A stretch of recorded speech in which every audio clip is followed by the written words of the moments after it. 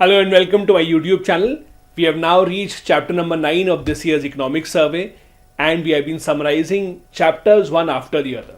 We have done first 8 chapters so far. We begin with chapter number 9. If you are new here, do hit the like and the subscribe button.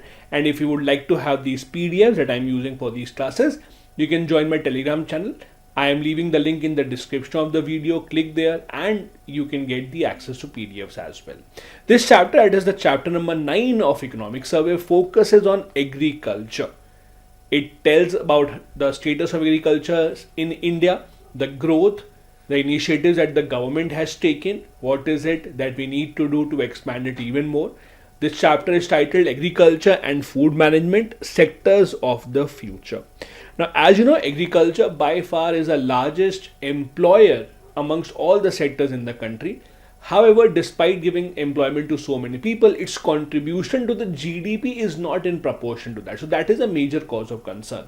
Many more people are working in agriculture as compared to the number that it requires. That means that even if you take out many people, it would not impact the productivity.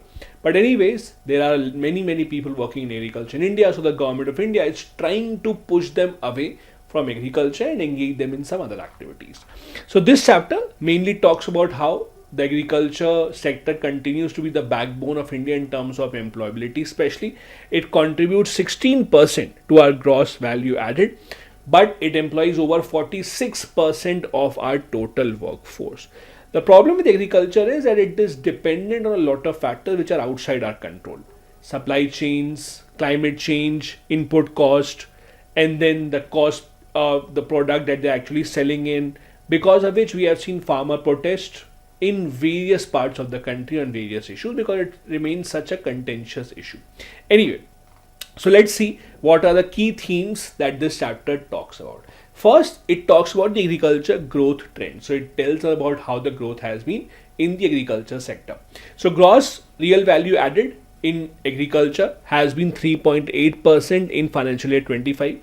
This growth in agriculture has been slightly lower as compared to the last year, which is not a good sign. So again, please understand, agriculture sector has grown. It's not that it has not grown, but the rate of growth is not as high as it was in the last year.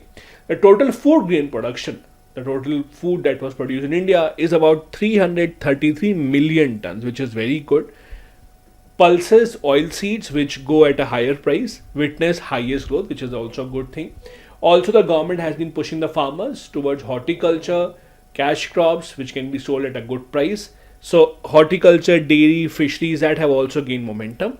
For example, India is looking to export a lot more fishery products as compared to what we used to do earlier. If you look at agriculture sector growth, this is how the sector has grown in the past few years. So the estimate of this financial year is that we will end at 3.8%. So as compared to last 2 years, the jump is not as much. So we are decreasing in terms of how much we grew in the last 2 years. But if you look at lump sum ballpark figure, it remains close to 4% almost every year. So in that sense, it's not really an outlier, but yes, you would have liked to see a better jump here. Food grain production this year has been more than last year. Not a high jump, it still remains the same ballpark, but at least we are growing. So as we discussed, the total food grain production estimated this year is 333 million tons. It's an estimate unless something really drastic happens in the last 3 years of the month. This is an estimate. It's better than last year and then last year and then last year. So it's basically an increasing trend. Now, please understand, from the economic survey, apart from the actual numbers, these kind of questions are also asked. So UPSC, for example, can say that since financial year 21, year on year, our total food grain production has been increasing. So they will not give you the actual number, but they'll just say that there's an increasing trend. So it is correct. There's an increasing trend year on year in terms of total food grain production in terms of million tons. So it's expected to increase this year as well. Now this chapter also talks about the policy initiatives that the government has taken specifically in the field of agriculture. Let's start with the first one, Pradhan Mantri Kisan Samman Nidhi, called PM Kisan Yojana. As you know, under this, the government has a direct cash benefit transfer to the farmers. Total 2.7 lakh crore were transferred to 11.5 crore farmers since the scheme started in 2019. The objective is that 6,000 rupees annually will be given to farmers in 3 installments. So it's an installment of 2000 rupees each that will be given to the farmers. It's kind of a universal basic income kind of a thing for farmers specifically, that they would have this much support of roughly 500 rupees per month or 6000 rupees per year, so that their basic requirements are met. Other reforms also include digital agriculture and market reform. So the government is giving a push to ENAM, Electronic National Agriculture Market, meaning that they would not have to physically transfer their goods. Because what happens, think of it from the point of view of the farmer. A farmer, let's say, has 1000 kg of produce, and they hire a tractor or a truck to take it to the market to sell it. Now, just to transport this to the market, they have paid cost to the tractor or the truck. So they are under the pressure to sell it today itself, because if they don't get a good price, they'll have to bring the product all the way back, again pay the fare to the tractor or the truck, and then again take it the next time around. So they're under a lot of pressure to sell it, and the buyers know it, so they suppress the price. So this is where the digital markets come in. AI driven crop yield prediction models have also been used. This is a part of precision agriculture. This is important so that the estimates of the growth can be much more accurate. Banks also rely on all this information to give out loans to the farmers. Other scheme introduced by the government is called PM Pranam scheme. The aim mainly is to reduce chemical fertilizer dependency. As you know, the government of India gives huge agriculture subsidies, mainly in urea. And when you get something at a cheaper price or at almost free, then you tend to overuse it. So government has been trying to pull the farmers away from overuse of these fertilizers.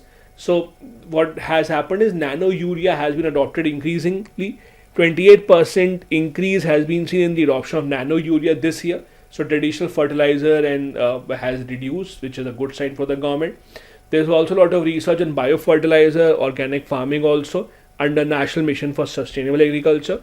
All these things are being done so that the government can actually ensure that farmers come away from these chemical fertilizers and focus much more on precision farming. These are details of PM Pranam. It stands for PM Program for Restoration, Awareness, Generation, Nourishment and Amelioration. So this is the idea. I'll give you some other details as well. This is the package of this scheme. The urea subsidy scheme will be continued for about 242 rupees per 45 kg bag for 3 years. Eventually, the government wants to push the farmers away from traditional fertilizer and then focus on nano urea and other more effective fertilizers. The government also is focusing a lot on export. India ranks as the world's largest exporter of rice. About 38.9% of global rice trade happens through India. So it's a very dominating position that we have in terms of rice. Total agriculture export was about $55.2 billion this financial year. And the processed food export is also growing at a very fast pace. Now, some of the challenges are that at times when the government thinks that the prices of these commodities are increasing, the government puts restrictions on the export. So for example, the government can put restriction that the farmer cannot export rice or onions, because when you export it, the quantity within India would decrease and it will lead to price rise because of high demand. Now, it's a good thing on one hand when the government puts restrictions on export so that the prices can be controlled, but from the farmer's point of view, it's not a very positive thing. Think of it this way: when you are buying onions at a high price, it may be costly for you, but that's beneficial for the farmers. So whether the government should just allow the market forces to continue and decide the price, or whether the government should intervene and then put restriction on export, that is also a big debated point. Then the government has also reformed its export policy. Agriculture Export Policy 2023 aims to boost the processed food export by 25% by 2030. The government is also focusing on areas such as West Asia and Africa so that more exports can be expanded. Right now, our export mainly focused on Europe, Asian markets, America, etc. The government has also been giving a push to farmer producer organization, the FPOs, so that they can collectively bargain and have a better price for the farmers when they export stuff.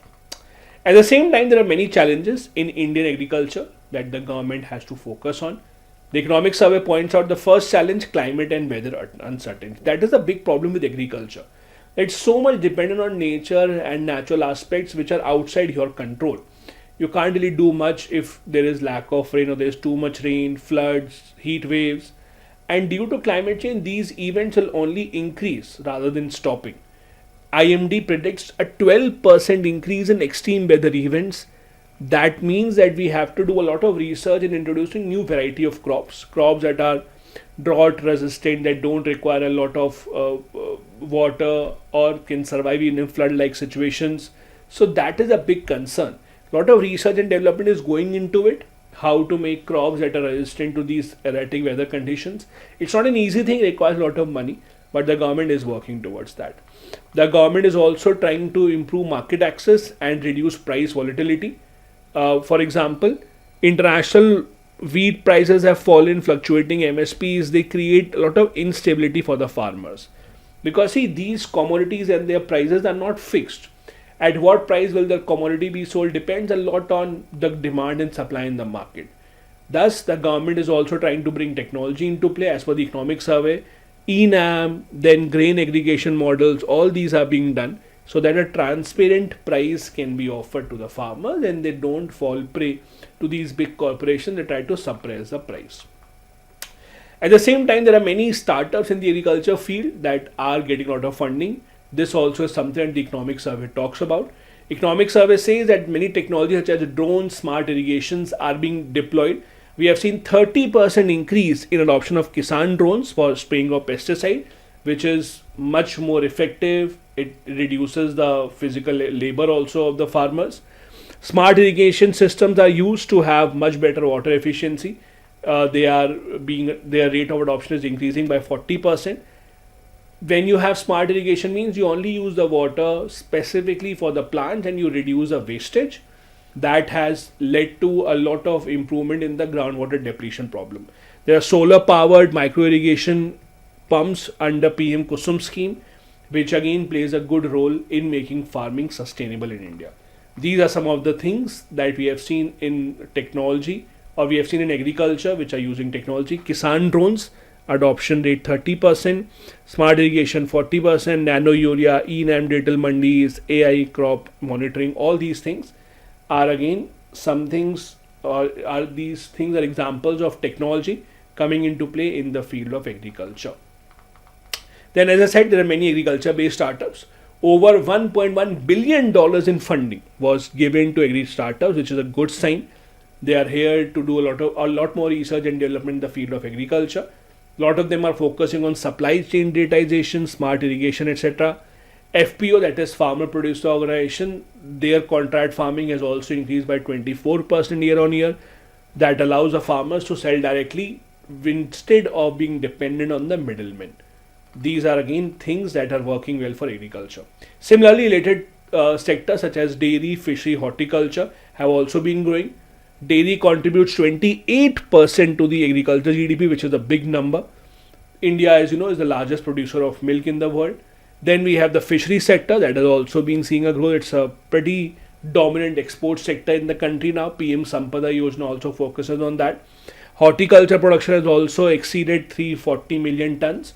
Means a lot more vegetables, spices, fruits are being produced, which is a good sign because there's a lot of demand of high quality such items around the world. What is the future course of action? First, try and have products, seeds, etc., which are resistant to erratic weather conditions. So a lot of research and development has to go into climate resilient agriculture. A lot more technology has to be used in innovation, decision making, etc. And there has to be emphasis on food security. Farmers' income has to be stabilized. We have to ensure that the farmers have a clear indication of how much they can earn.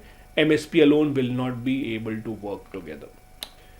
Let's see if you were able to understand the gist of this particular chapter. I have a test for you. First question: which scheme is aimed at reducing India's dependence on chemical fertilizer? PM Kisan, PM Pranam, ENAM or Soil Health Mission? We discussed this. It is a PM Pranam scheme that is aimed at reducing chemical fertilizers and their consumption. Next, which technology is being increasingly adopted for precision farming in India? Blockchain, nano urea, Kisan drones, all of the above. precision farming, all of the above. All of these are being used. Blockchain is being used to assimilate a lot more data to help the farmers with their prediction methods of how the weather would be or what kind of crops would help them achieve a better outcome. All of the above are being used. One more question. Which agriculture scheme focuses on improving digital marketplace for farmers? Which is the marketplace scheme? The ENAM, National Agriculture Market. We discussed about this earlier as well. This is the scheme. This was chapter number 9. We have 4 more chapters to go. I'll be back tomorrow with chapter number 10. Stay tuned for all these videos and more other initiatives. Thank you so much. Bye-bye. Jai Hind.